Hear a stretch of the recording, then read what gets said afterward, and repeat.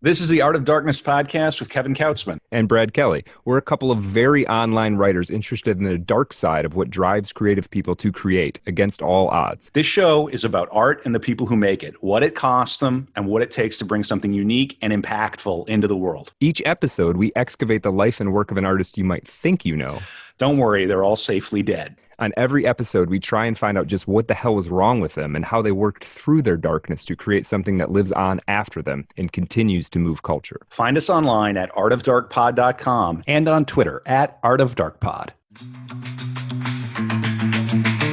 All right, we've got some sponsors for the pod now. Wait, what? Every link you need for the things we talk about here is at artofdarkpod.com/sponsors. First up, books. If you're into this podcast, odds are you're probably a reader. We've got links to buy new books from bookshop.org and used books from alibris.com. And if you want to listen to your books, we recommend and use audible.com. It's great, and the catalog is huge. All right. So if you're listening to this, you are online. Maybe you're very online. You probably have a website or are thinking of starting one. Maybe you want a website like artofdarkpod.com. We built that with WordPress, which is by far the most popular way to create websites. And the single best host for serious WordPress is WP Engine. I've personally used them for over a decade now, and I don't host my websites anywhere else. Go to artofdarkpod.com/sponsors and click on the WP Engine link to learn more. Finally, the best way to support the show is at patreon.com/artofdarkpod. Get the bonus After Dark content for every episode, access to the book club, and more. Thanks for supporting Art of Darkness. And I don't think that was too painful. I think we did a pretty good job there. Yeah, that sounded good. Yeah, we appreciate it.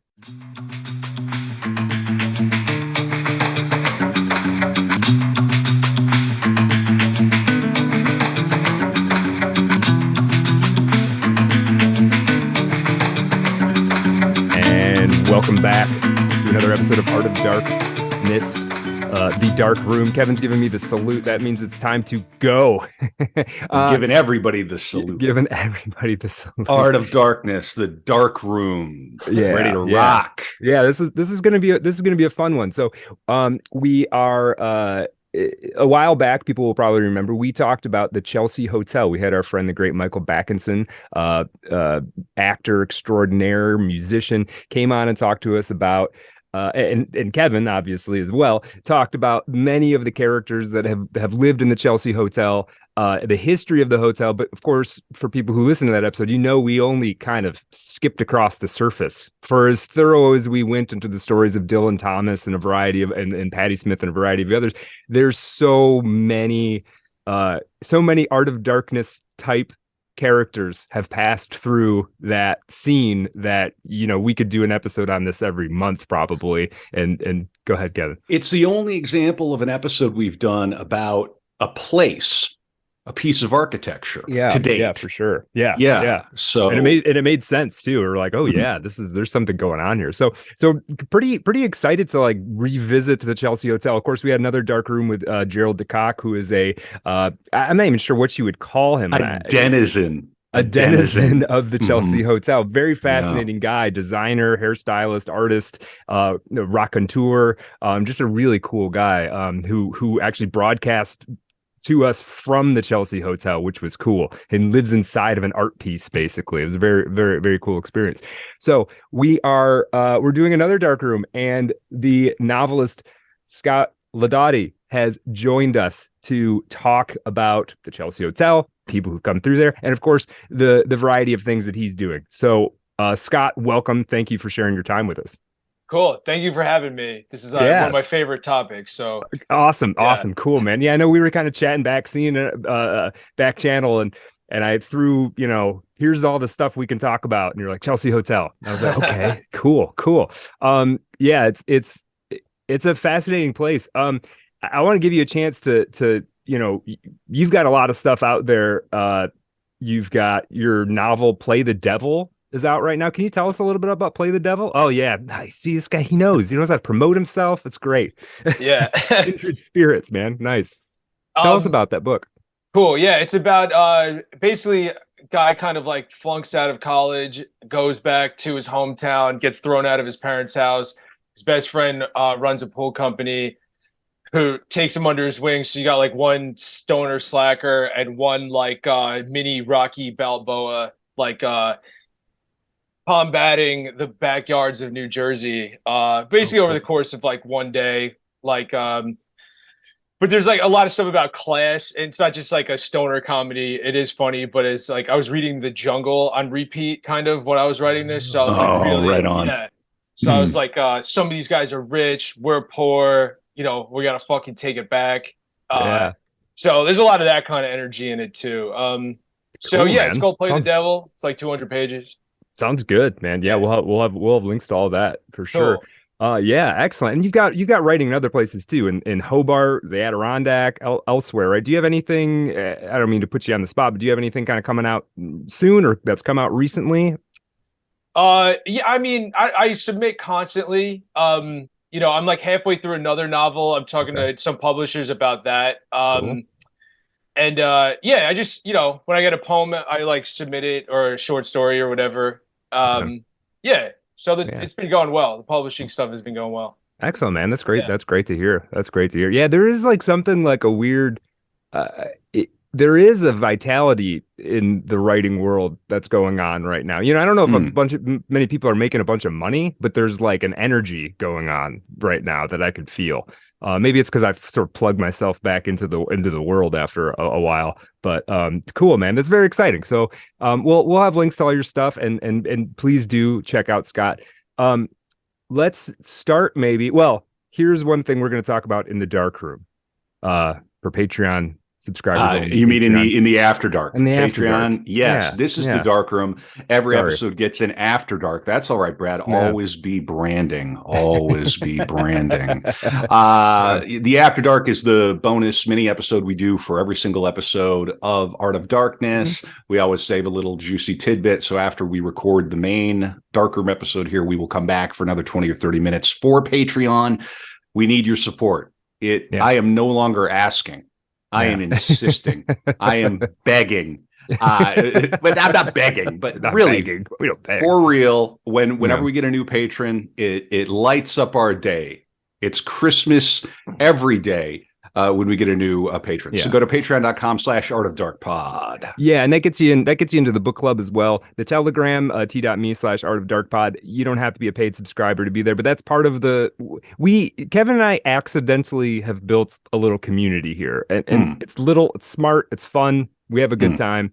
We did a book club meeting last night for Borges. It was awesome. I think it was a tight little gathering, but I think we had a great time. And you can listen to those meetings retroactively if on you're Patreon. a subscriber on patreon.com/artofdarkpod. What are we talking about on the After Dark?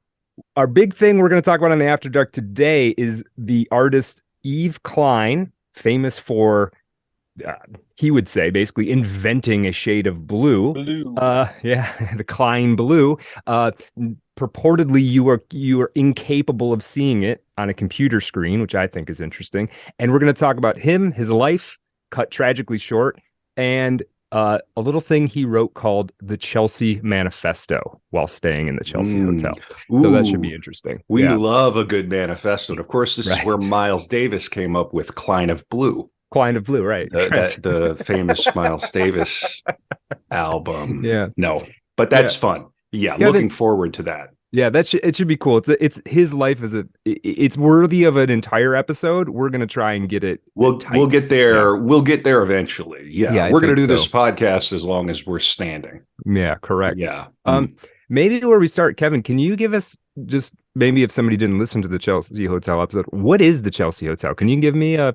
Oh, it's been so long since I covered it. I mean, the Chelsea Hotel is a property in New York City. It's located at 222 West 23rd Street between 7th and 8th Avenues in the neighborhood of Chelsea. It is a 250 unit hotel. It's one of the... I think it was like one of the earliest high rises, or like sort of like taller. It was 12. Yeah. When it was built, it was the tallest city in New York. Or tallest building. Yeah. Built between, in New York. I've got the wiki since you put me on the spot, but it was built between 83 and 85, opened in 84. It's a 12-story red brick building, and it's now the Hotel Chelsea. It was one of the city's first private apartment cooperatives, and it was kind of scandalous and controversial at the time because people thought that it would lead to social decay, and it's sort of like a socialist concept, right? Oh, it's cooperative housing, Right. and we've got all this, Right. and of course, none of that happened. No. And everything is rosy now, but it's a fantastic story, and so many figures, just an absolute parade of figures that people would recognize have been through there, all the way from the beginning through to this. Particularly, I think it had its heyday like in the 60s and the 70s. Yeah. But it still exists. They haven't torn it down. And the ghosts are still there.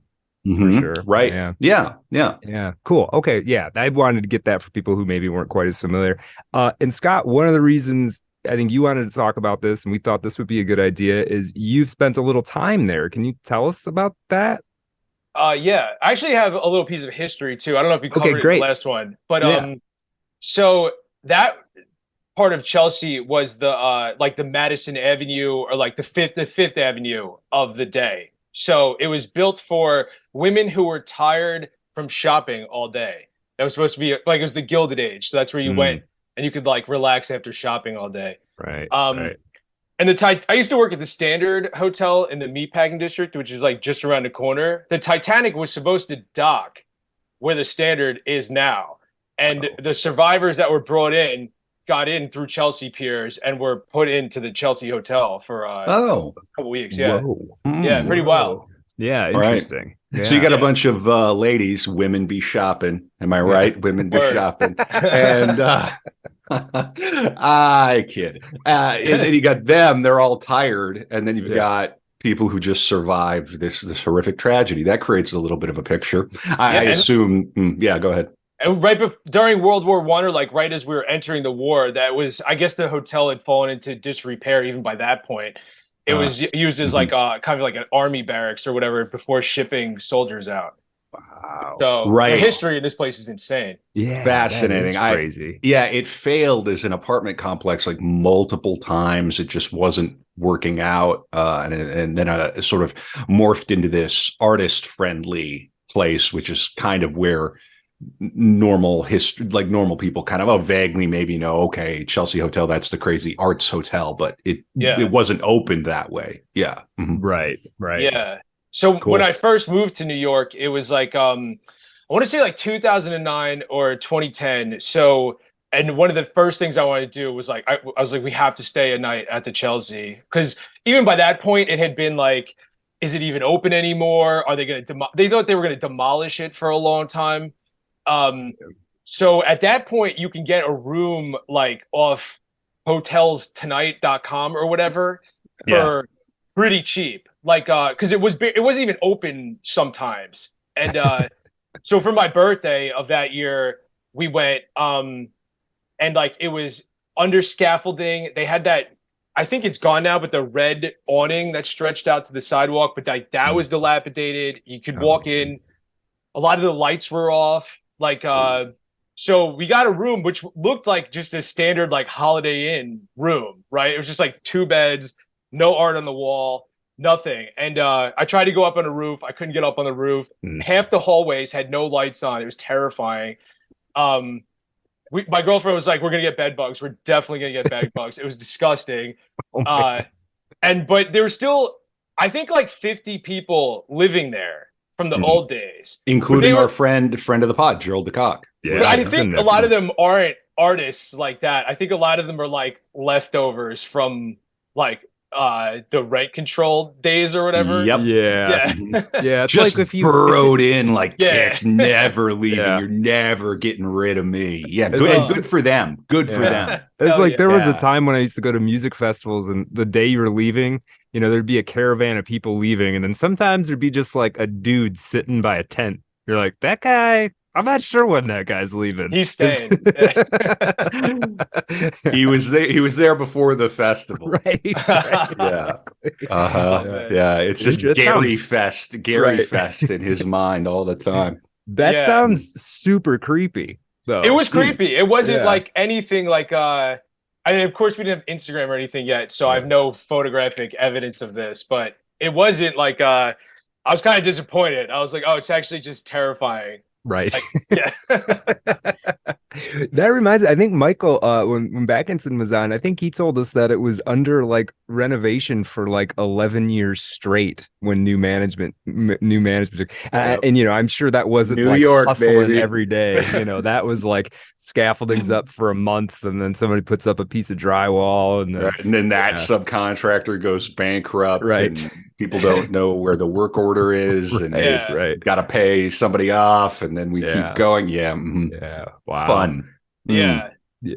There, So is there's it? another time, like 5 years ago, probably. Somebody was in town. I was like, let's see, like, if we can get into the Chelsea, like, what's happening. Cool. And same thing, falling apart. And they like the front desk was like, it was an old guy. It was really weird. And he was like, you can't come in. Like, we're closed. You can't even rent a room. Like, so I was like, oh, this place is definitely getting demolished. But Yeah. now it's been saved. Yeah, yeah, and I mean, it seems like that's a property that would be there's still some value in the name and the history, right? If somebody with a lot of money wanted to come along, I'm sure they can do something with. I mean, I think when we talked to Yeah. Gerald, they You were can sort rent of a working on. room right now. You can rent Oh, a can room you? right now. Okay, it's Yeah, back. it is Man. not affordably priced. Let's say No, that. it's Yeah. back. Yeah. So Mhm. Sean McPherson bought it. I don't know if you're familiar with this Mm-mm. name. Mm-mm. So do you know who Andre Balazs was? Oh, that name rings a bell. Is it the Bellagio hotels or? No. Oh, okay.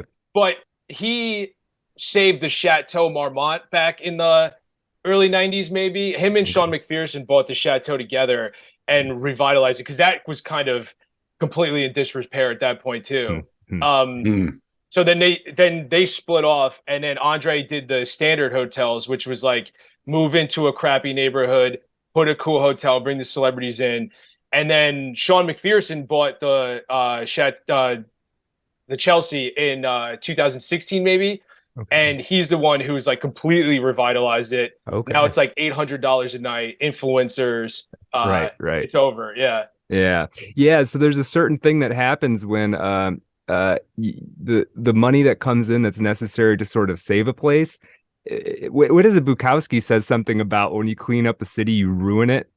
There is something about that, Yeah. right? It's like if the rooms are $800 a night, is it still the Chelsea, or is it just a place that kind of looks like the Chelsea? It reminds me of that meme where the guy leans out the window and it's like how I keep rent slow in my neighborhood, and he just shoots his 9mm up in the air, like just unloads a clip, a mag into the air.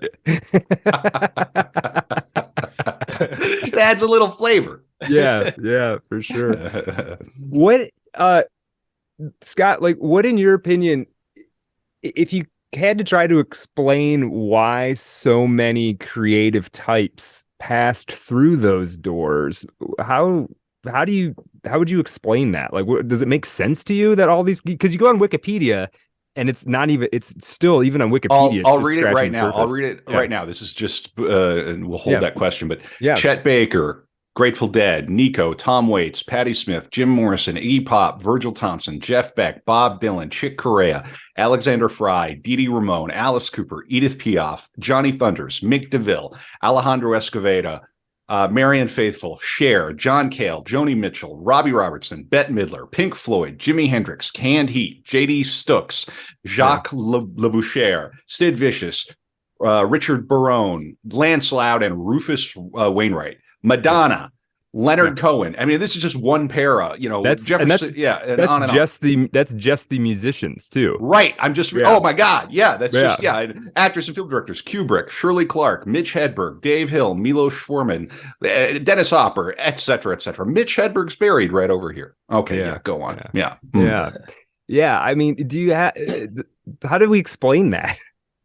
I mean, I feel like we tried, but it still doesn't jive with me. It was like, why is it there and not next door or somewhere else in the neighborhood? Yeah.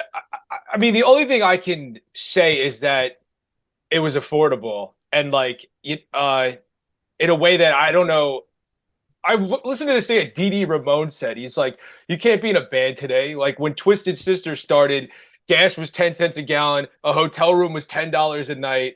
Whatever. So, and also like even from being from Staten Island and then Central Jersey, it's like if you have anything going on in your head, you have to move to New York, right? You have like, where else are you going to go? Right. Now you can't afford to do that. But Right. a lot of these people you mentioned are from right around here to begin with, and so you have to go to New York, right, to Mhm. do anything and be around the other creative people.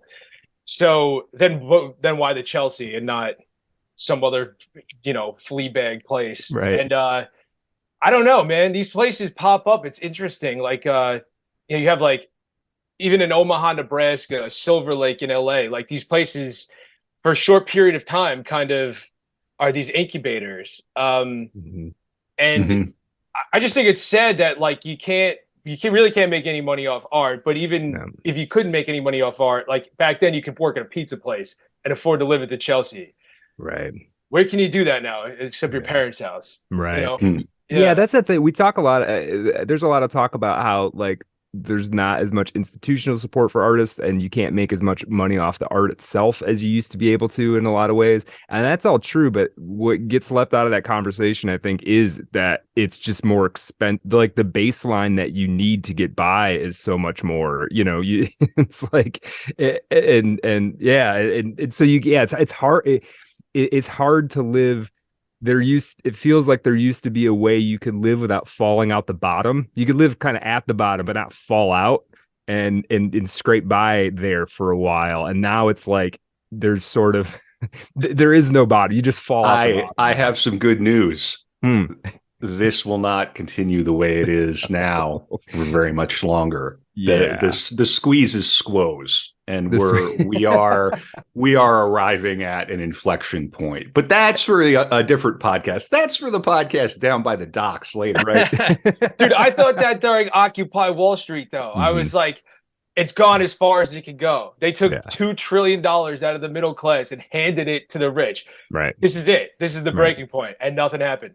Yeah, Yeah. right. Yeah. Yeah. Were you so this is a good question because I'm interested in Occupy as a historical phenomenon, sort of what happened after. Were you in New York when that was going on? Oh yeah. I spent Okay. 3 days in the Tombs because of Occupy Wall Street. Oh, really? Oh yeah. I was there for like most of it. Yeah. Wow. The Tombs that's where they had Epstein. Is that where they had him, or was he somewhere else? It's like the Tombs. It's like one police plaza downtown. But yeah, that's not where Epstein killed himself. Okay. No. Okay. Or didn't kill himself. Well, right. Yeah. Well, yeah. Yeah. Where the camera went out. Where the camera Right. Yeah. The ultimate jump cut. Have you wait, so you spent 3 days in the Tombs? Yeah. During they're allowed to Wow. hold you. They're allowed to hold you without charge for 72 hours. So they held us for like 71 and a half hours.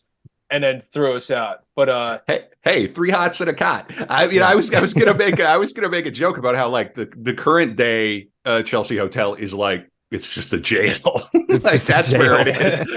But that's wild.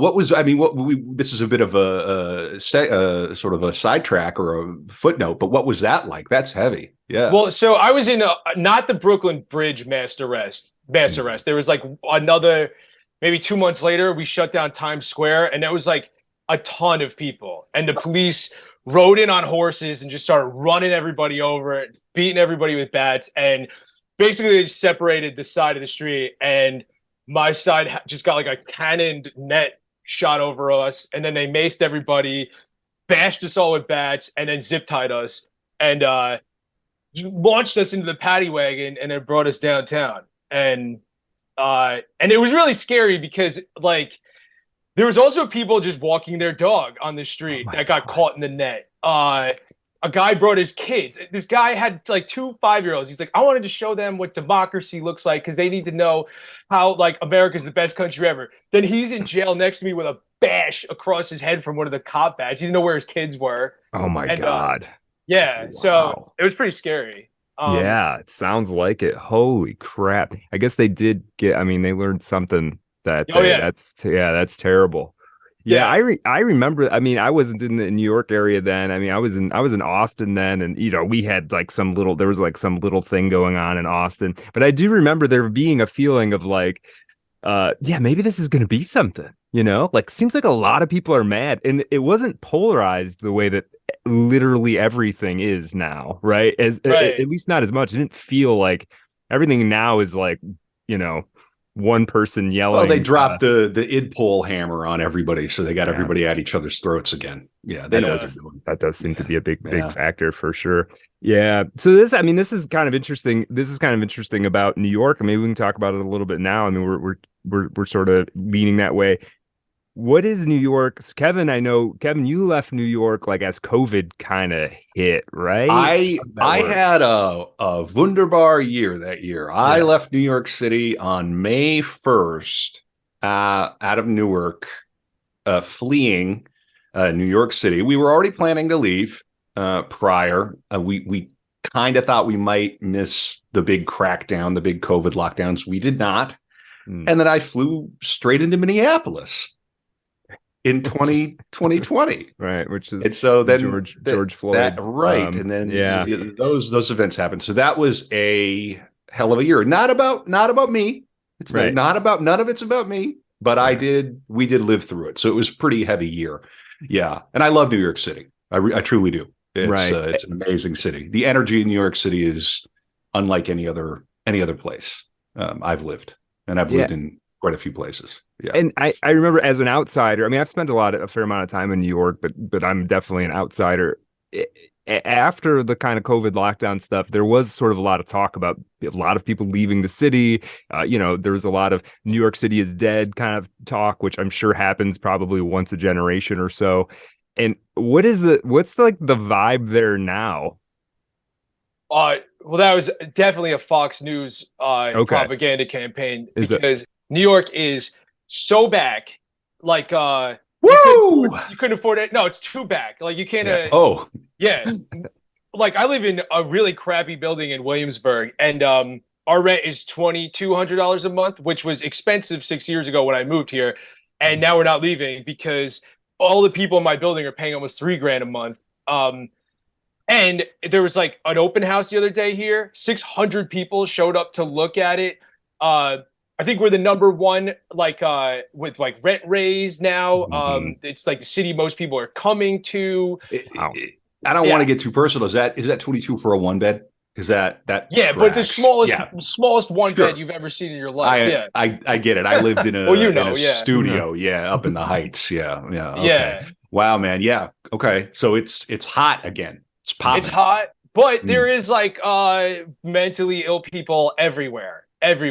Like which I don't know how this is happening or like where it came from, but it's pretty scary. Like I don't like my girlfriend, I don't let her walk the dog around here when it gets dark out. I walk it because I used to know everybody around here, and now there's shelters all over the place, and like I don't know, just like scary. They housed a bunch of the migrant bus people here, which is cool. Kids, whatever. But the mentally ill people are really terrifying, And there does seem to be generally a policy of just sort of like, we don't really do much with them. It's sort of just an absolute unbelievable example of how we're kind of a failed state. Like it's just disastrous and human suffering. And no real master plan to do anything about it. It's really tragic. And of course, COVID broke a lot of brains wherever you're at, politically on that. That was I think extremely difficult, particularly for Americans to live through, because it just cuts against our understanding of ourselves and the country. And people, as we were saying earlier, not just artists, people, the lows are lower in America. The highs are higher. We love that. The lows are a lot lower. You got people who can't afford a $500 bill, and and then here we are. Yeah, that's that. I'm sorry to hear that, Scott. Damn. Yeah, I would like to move, honestly, like not because of the crime or whatever, but just because it's like every corner there's construction, high rises going up. Everything that was one story in Williamsburg has been ripped down. Oh man. Yeah, it's every corner, man. It's crazy. Scaffolding everywhere. Yeah. Well, somebody's making money. Yeah, somebody's making money. It might be the guys who threw you in the tombs for 3 days. Yeah, might have come out on top there. Yeah, I think they call that global capital. Yeah. Another real funny story about being in jail was like, so we were all college students, so nobody had ever been in prison before, or jail, not prison. But so they put us all in the bullpen, and the cops were like, "You all want to be punk rock, communist, anarchists?" He's like, "Well, now you're gonna learn a lesson." And they brought this like 8 foot tall psycho in and just threw him in the bullpen with us. And they were like, "Have fun." So this guy's swinging around the bar, screaming about aliens, and we're all huddled up in one corner, like trying to hide. Oh He's my blowing God. snot rockets at us, and the cops were like, "How much you like your your free college tuition now, you hippie losers?" Right. Oh my God. Oh my God. They're like relitigating the Vietnam War. Right, Everybody right. we're just trapped in cultural amber. Yeah. We're Veering a not little communists. We just would wish that, like, even if you are, but like, you don't even have to be a little suspect about the banking system, right? Like, Not to a cop. yeah, exactly.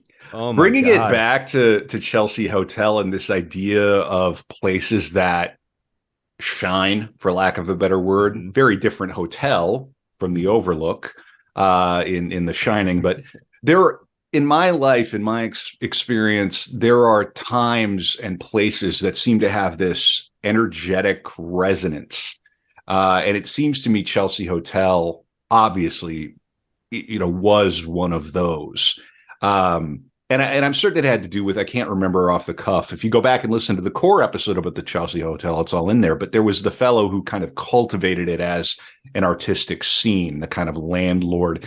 But there's a term, and I think it comes out of Arabic.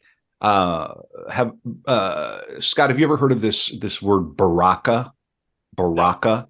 Brad, have you heard of this? I think sounds it comes vaguely familiar, but I don't know what it means. Gurdjieff sort of maybe mentioned it, a friend of the show, George Ivanovich Gurdjieff. But Baraka is this idea of there's like it's quasi animistic, and it's this idea that there's a spiritual power possessed by certain people, objects, tombs, etc. There's something inside a place that like gathers this spirit up. And I feel like Chelsea Hotel is one of those things. If you know anything about ley lines, feel free to come into the Telegram and take over the Telegram at t.me/artofdarkpod and tell us all about ley lines for a day. But it's that kind of idea. Yeah. These intersections of place and then time, and you can't quite explain why, and yet there it is. And when you're in one of these moments, and I've been in one of these places, these moments, it's like you go into like the Black Lodge in Twin Peaks. It's not always negative, but it's like you go into this other space, and then when it's in, and you can't recognize it when you're in it, particularly if you're young. But then you look back and you go, what? Damn, that was special. Something was going on magic. there. Yeah, magic. Yeah, that's the best explanation I have. Yeah. You feel any of that, Scott, when you visited, or was it more just like, oh, what did I do? Yeah. So actually, the first time, because when I grew up, and I just listened to punk rock, like Bruce Springsteen and all that stuff was like our parents' music, and if you like punk rock, that was really lame. I like all that now, but so my first introduction to the Chelsea was the Libertines. They were like, if you forget who they were like a British Strokes kind of. They couldn't keep it together that long, but I remember being on a message board, and the singer of the Libertines was in the Chelsea with the demos or whatever from their record, and didn't know how to put the demos on the internet. So he was like, if anybody is a fan in New York, like, please come to my room. It's room blah, blah, blah. Help me put this on there. And I was like, oh, cool. That guy's so cool. Like, what is the Hotel Chelsea? And then from there, I was like, whoa, I have to go to the Hotel Chelsea. Yeah. Unfortunately, I missed that. The turn, I think, in New York was like 2000, like right after 9/11, probably. So you didn't go and be tech support for the Libertines UK punk band? Somebody did, though. Somebody must have. Yeah. That's cool. That's pretty cool. Yeah. Sure. So no, I didn't feel any of that. When I moved here, there was a cool kind of energy happening in Brooklyn, it felt like. And the hotel that I worked at around the corner, the Standard, also catered to rich, successful artists. But I remember like Ethan Hawke was staying there. Well, right, because he made that movie. Yeah, and he Yeah. was involved with originally trying to save the Chelsea in like Oh. 2007 or 8. Like he was that guy that we were just talking about, the landlord who was involved with like deciding, oh, you're this kind of person, I'm going to put you in this room next to this person so you can create. Mhm. Ethan Hawke was trying to help him get celebrity money or whatever to like save the integrity of the Chelsea, which Mhm. Sean McPherson just bought it for $250 million. I don't know. I guess he couldn't raise $250 million, which doesn't seem like that much in Hollywood money, No, right? not Yeah. really. Not when there's sky rises going up on every corner, right? That doesn't seem Yeah. like a ton of money. Yeah. I know Brad Pitt gets like $50 million a movie. So Yeah, he could have thrown it a little yeah, bit, a right? little bit. Yeah. Yeah. As somebody who is in the punk scene, what does the like? Because Nancy Spungen was murdered in the Chelsea Hotel. Does it? And that was one thing that was sort of interesting to me. Is it's like the whole legacy of this place. It's not one scene. It's not just the musicians. It's like, part of 2001: A Space Odyssey was written there, and Delmore Schwartz, a great modernist poet, lost his mind there, and then Nancy Spungen is murdered or not murdered by Sid Vicious there.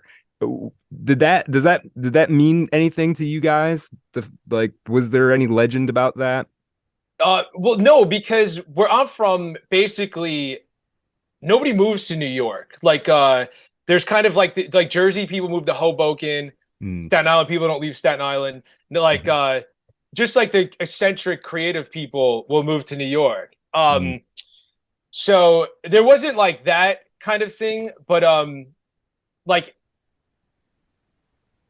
the White Horse, for instance, is right around the corner from the Chelsea, right? So like that's another one of these places that seem to be a nexus for like ideas, or like after you write your book or whatever, you go there drink all night. Like Right.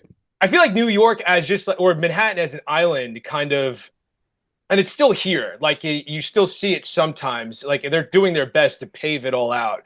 But you know, I think like you were saying before, it's one of these places like a Taos, New Mexico or whatever, like these energy centers. And I always felt looking over the bay, because I'm from the Bay Shore, so you could see Manhattan from where I'm from. Like I was just like, I have to go there. Like that's where it's gonna happen. If it's gonna happen. I grew up in a town in North Dakota with like 4 or 5 stoplights, and I ended up in New York City for a period of time, right, as a playwright. But it has this gravitational force, for sure. So I'm like Ariel in The Little Mermaid. I want to be where the people are. Yeah, and things change when you move here. I just remember always feeling like an outcast in high school. I was never cool. I never got the girl, nothing. And then you move to New York and you're like, oh, these people love rock and roll. They love the Velvet Underground. Like you're finding people that are like you. Instead, like you're not against the thing anymore. It's with you. You know. That's beautifully put. And that makes me think like, yeah, if you were a little bit weird in a good way, like you used to have to go find your people, and now you can just kind of stay where you're at and just like get on the internet. Scroll. Yeah. Yeah. And it's not the same. It's a substitute if you don't have literally anything else, but it's not the same as like going somewhere and like, oh man, you're into that too. I've never met anybody else who's into that, now we're best friends for life. And there's, you can find crews of people who are, you can actually relate to. And, when you talk, they don't think you're a crazy person. Yeah. And I lived in LA for a while, and it's like the closeness, I think, of New York. Like you're just, I think being on top of each other is like a good thing, actually. Like, I don't know. I was able to foster and create these relationships, and everybody's here to do something. So it's not like, oh, we should, let's start a band, like whatever. You're immediately in the apartment, jamming, writing together, going somewhere and reading your poems. Yeah. Yeah. You get, and there's also some very crazy things going to happen in New York City. You don't know what Saturday night is going to lead to. Saturday night you might wake up on Tuesday morning. After Saturday nights are long in New York City. Seinfeld everybody go ahead. has cocaine here. So you picked up what I was laying down. Yeah, for real. Not that I would do it ever, but no, of course. Yeah, well, there's that Seinfeld line. I think it's in Comedians in Cars. He says, "You know what I don't understand about Brooklyn? Every day is Saturday in Brooklyn. Something like that. Yeah, whatever. Seinfeld, but pretty funny. Yeah, pretty funny. Brad, you got something else? Yeah, well, yeah, I was thinking about like who's somebody we could talk about who'd spent some time there. And Kevin rattled off that list of people. And, you know, it's, I guess worth saying, not all of those people were, you know, tenants for long periods of time. These are people who had some association. So some of them lived there for periods of time. Some of them, you know, kind of just passed through. Dylan Thomas, for instance, a guy who famously died shortly after drinking a lot at the White Horse. Yeah. He didn't live there, but he passed through there a number of times and stayed a couple nights or whatever. But you know, I did, when we were leading up to our core episode on this, I started on Twitter. I throw out, I will often do like little profiles of people who seem tangentially related to the subject. And the Chelsea Hotel was easy for this because the list is so long. And there's this guy, and I just want people to be familiar with him who don't know, because it's an interesting story. Do you guys know Joe Braith? I think that's how you say it. Maybe Kevin, do you know Joe Braith? Yeah, no. Scott, you were nodding. Do you? Yeah, do you know? I watched a YouTube thing on him today, but before that, I had never heard of him.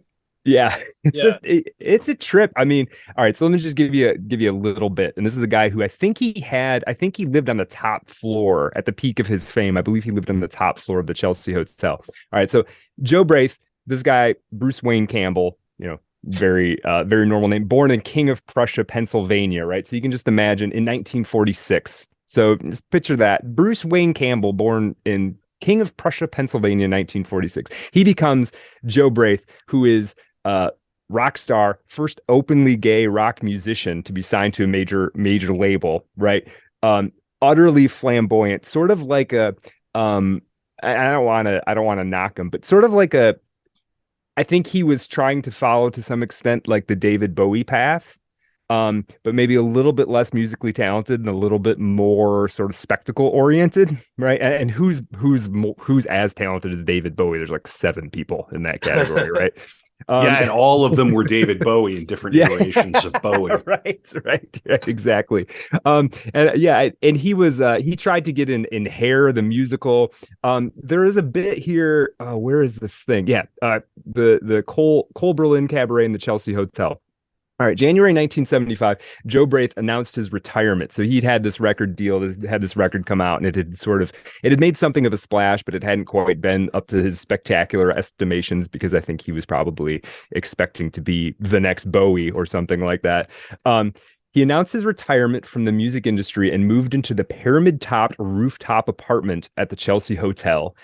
He attempted to resume his acting career and was invited to audition for the role of Al Pacino's lover in the film Dog Day Afternoon. People remember that film, right? Oh, yeah. Great film. Yeah, according to keyboard player Hayden Wayne, Joe Braith had the script backstage at concert and claimed he did not want to do the film due to the character's wearing of a dress, which was a little unorthodox, because wearing maybe not a dress, but something like a dress on stage would not have been unusual for Joe Braith. And if you're not familiar with him, I encourage you to look up pictures of him. Very interesting guy, very, very unique and idiosyncratic stage presentation. Let's see. Calling himself calling himself Cole Berlin, play on both Cole Porter and Irving Berlin. He worked as a cabaret singer at a restaurant called the Covent Garden, as well as clubs and cabarets, augmenting his income. Covent Garden. Covent Garden. Is that a place that you're familiar with? It's a place in London. Yeah. Oh, okay. But there you go. Okay, fair enough. And he augmenting his income with occasional prostitution. By the time his 10-year contract was up, Joe Braith was sick with AIDS. He began to feel ill in late 1981, but still managed to contribute to the Chelsea Hotel's 100th birthday celebration in November 1982. He died 1983, 1 week after the end of his 10-year contract. I think he was still a resident of the Chelsea Hotel at that time. So 1983, he was 37 years old, right? And this is like one of the countless Chelsea Hotel stories. Right. Yeah, there was when we first started doing Art of Darkness, and you realize, oh, we've got a little bit of a franchise here. People are picking up on the pod. How long can we do this? Are there really enough artists? Yes, we can do this indefinitely. We're doing 24 a year. We could literally just do Chelsea Hotel people for the next 5 years and not exhaust that line, though. Occasional prostitution. That reminds me of Aaron Gwynn's line about being a little pregnant. A little pregnant. It's like, yeah. Occasional prostitution. What does that mean exactly? Like, holy moly. Right. I'm surprised he's not better known, though. Like, why how's there not been a movie or whatever about him? Yeah, because he does seem like one of these kind of, it's an interest, just from a writer standpoint. Yeah, he's a pioneer. And it's an interesting story. Any story that has that big of an arc, right? Or in modest means in the middle of nowhere, and you come to New York, it's and like a biopic waiting to happen. You're and it ends horribly. So it's an interesting story. Yeah, for sure. He called himself. Oh, there was a line I just scrolled past it. He called himself Rock's truest fairy. Which I just thought is an intense. Calling yourself that in the 70s is a pretty intense thing to do, right? Yeah. Very it's cool. It's hard. It might be hard to remember for young, like, there's a lot. If you were being homosexual is like part of your public identity, you get a lot of grief, but you get a lot of like celebration potentially now. I think in the 70s it was a little less. Well, actually, that's probably lopsided. And that would lend a lot to like why New York isn't really that cool anymore. It's like it doesn't need to be a refuge place anymore. Like I don't think the kids are as mean to each other as they were when we were kids. So you don't have to come here now to save your life or express yourself or whatever. You can stay in Delaware. That's a good point. Yeah. That's really interesting. That's always like I always think of like with kids, it's tricky. It's like you never want kids to be bullied. You want kids to everything to be good, go well for them. You want them to be happy. And then it's like, everybody interesting had some kind of screwed up childhood though. It's like, how do you square those two things, right? Like, you don't get Joe Braith if probably you partially get Joe Braith because his dad was probably some kind of tyrant or something, right?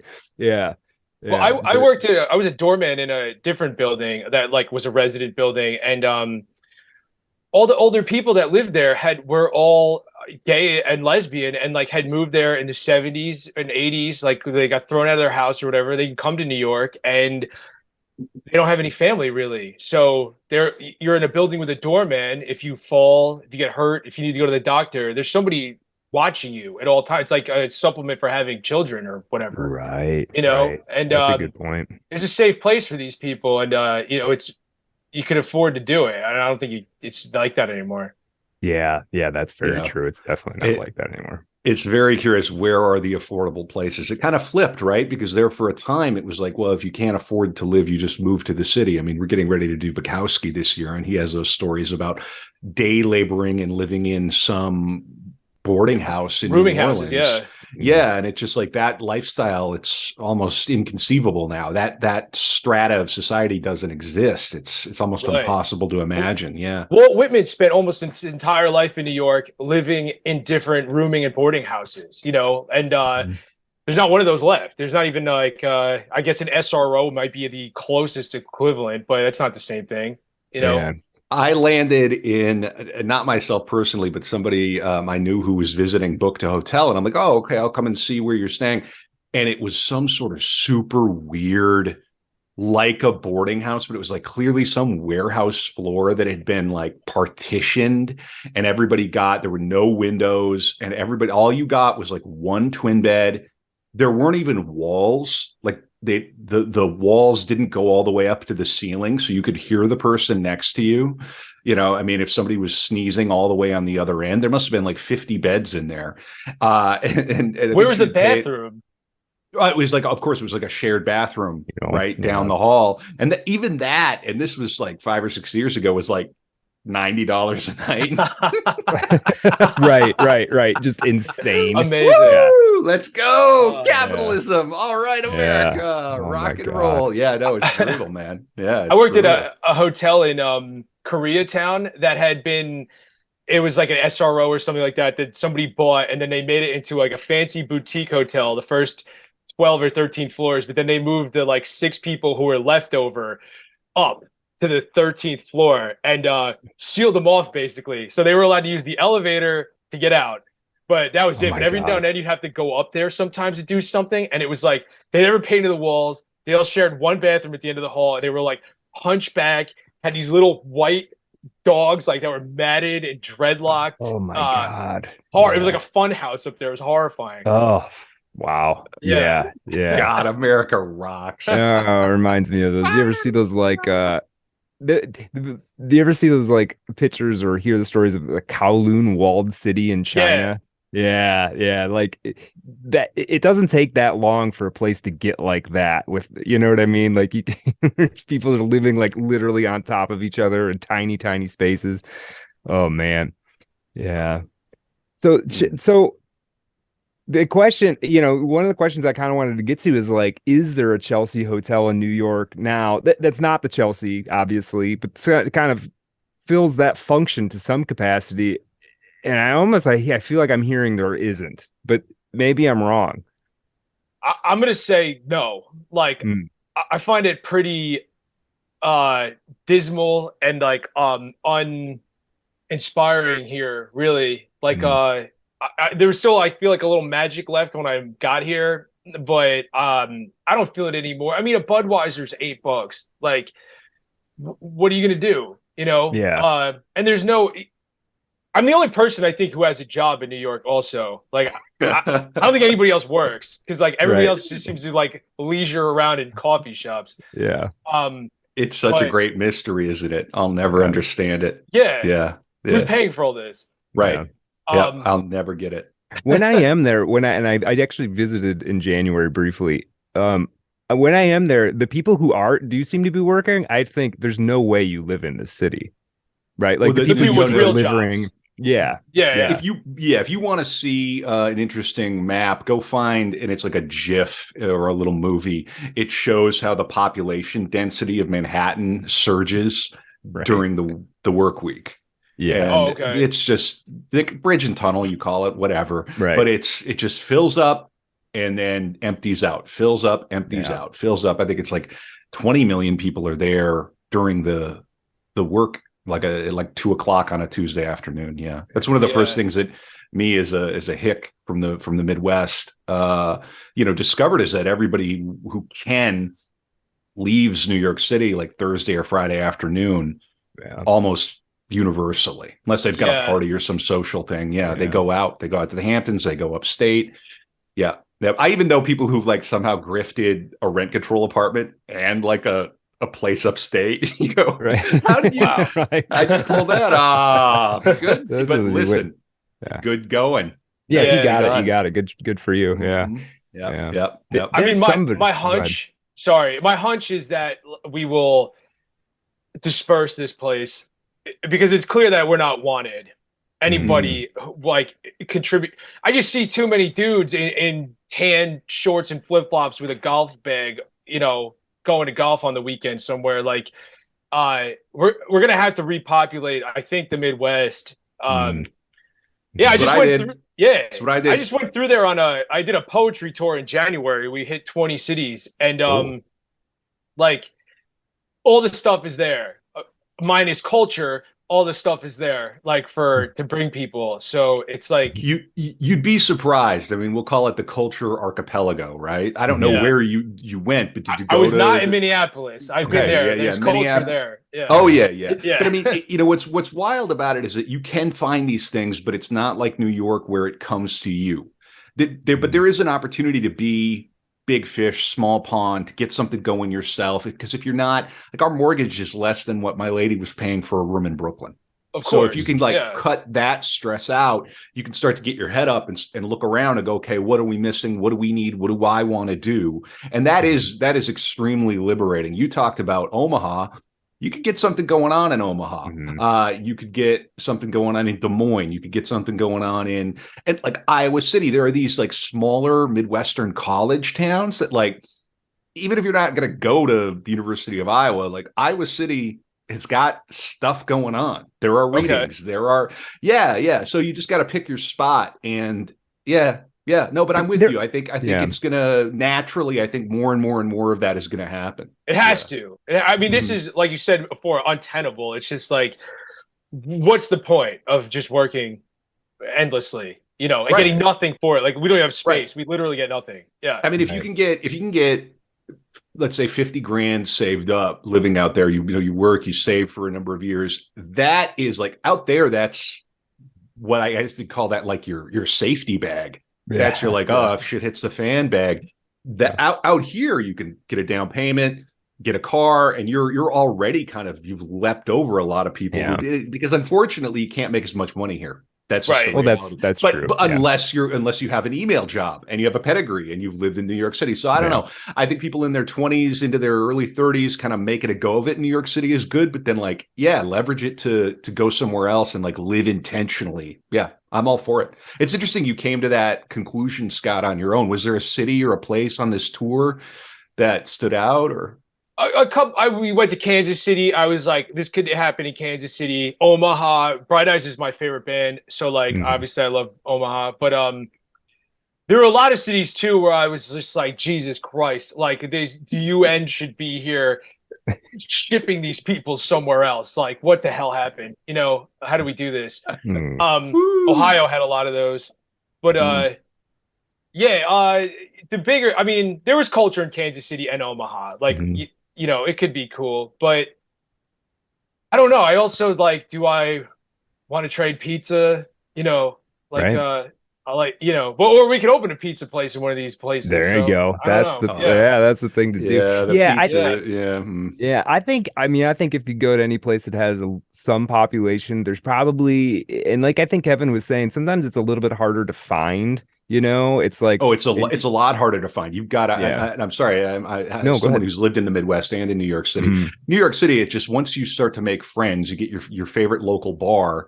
Maybe you're dating, right? It's just going to happen. You have to avoid it in New York City. Yeah. In these Midwestern towns, you got to get on mailing lists.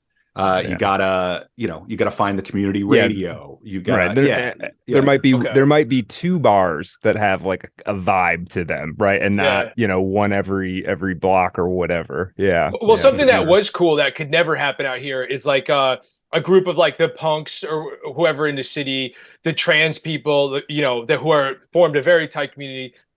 The whole downtown will be completely vacant and dilapidated, but somebody got a hold of grant money. The museum that was downtown is still kind of revitalized and would pay us and paid touring acts to come through. And 50 people showed up, to watch. So that's awesome. Yeah. It's there. That's very cool. And you can be that guy. You can be the organizer of that stuff. I mean, I'm not going to, but we have a little theater company out here called Badmouth Theater Company, badmouthtc.com. We also have a radio show that one of the people who listens to or comes out to our readings that we do was like, you guys should be on the radio. We're like, okay. Now so Kevin's an institution in St. Paul all of a sudden. I am. Yeah. I'm filling the Garrison Keillor gap. Yeah. Well, less handsy. Less handsy. Yeah. This is a natural tendency of things, and it's interesting. We're a neighborhood, because I'm in the Detroit area, and this has happened to some extent here too, where it's a neighborhood kind of falls on hard enough times that it gets cheap enough that the creative people move in. They make it cool, because that's kind of what creative people tend to do, is they want to make it cool. And then the property values go up. All the creative people have to leave because they can't make any money. And then they got to go find some other place, right? They got to go find some other crappy neighborhood. And the problem with Manhattan is only so big. There's only so many times you can square that circle before it's it's all high rises now. Yeah. Yeah. It's an island. They're all islands. So it's, we're done now. Yeah. You know what we need here? We need another Chase Bank on this corner. Right. That's what we need. Exactly. Yeah. That'll really revitalize the neighborhood. But it is that dynamic that you described, Brad. It's like kids playing soccer, right? Right. I'll chase it. Yep. And here we are. Find the next. And I've been to places that have cool small scenes. Asheville, North Carolina is cool. Not far from you, Ithaca, New York is pretty cool. Like, there are these places that are not nearly as big. So, yeah, very interesting. Well, I mean, Yeah. I have hope. Like the Chelsea Hotel, after having it didn't mean a whole lot to me before we did that first episode. I didn't know much about it, but like now, it's almost like this example to me of what something can be. And interestingly enough, it's like you can't plan to have a Chelsea hotel. You can't have a bunch of financiers sitting in a drawing room figuring out how to make the next Chelsea hotel. It's just impossible to do. So it's going to be a little bit like catching the wind or something, and trying to find these places. Yeah. And Art of Dark fans, if you know what if you have a candidate for what the next Chelsea hotel is, let us know. So we'll go do. Let we'll go do a let live us show know there. so we can kill it. So we can announce it on the podcast and we'll kill it. I know we're coming to the end of the main dark room here, Brad, but I was poking around in the Wikipedia and I looked this up. There's a film called Hotel Chelsea. It's a 2009 thriller. It's a Japanese thriller. They travel to New York for filming, and it's about a newlywed Japanese couple travel to the Hotel Chelsea to enjoy their honeymoon. One night, the wife finds the lifeless body of her husband and a video containing footage of the brutal murder. A police detective arrives. This sounds good. This sounds like it. Totally. This was kind of your Hotel Chelsea experience, Scott. Well, this is good too, because 2009 was probably like the last of the old original Hotel Chelsea. So this would be cool to watch. You'll get to see in the rooms and everything. Yeah. I might check it out. Yeah.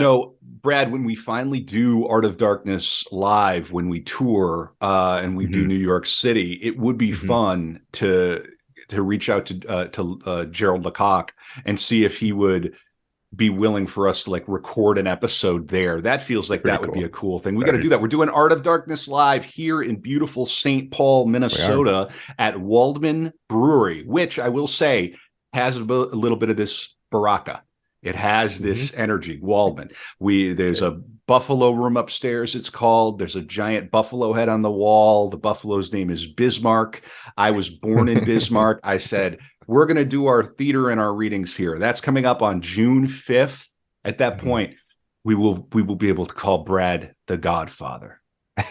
That's right. Because Brad is coming to be the godfather to my beautiful little daughter. We're doing the thing, and tickets for that are free. So think about coming out. Think about coming to St. Paul, Minnesota, June 5th. The tickets are actually going to be through Badmouth's website because we're doing something with Badmouth Theater Company. So again, that's at badmouthtc.com. Brad, what are we doing on the After Dark? We are talking about Yves Klein, the man who invented a new shade of blue and who wrote the Chelsea Manifesto, which we're not gonna read the whole thing because it's pretty long, but I'm gonna read some choice selections from the Chelsea Manifesto.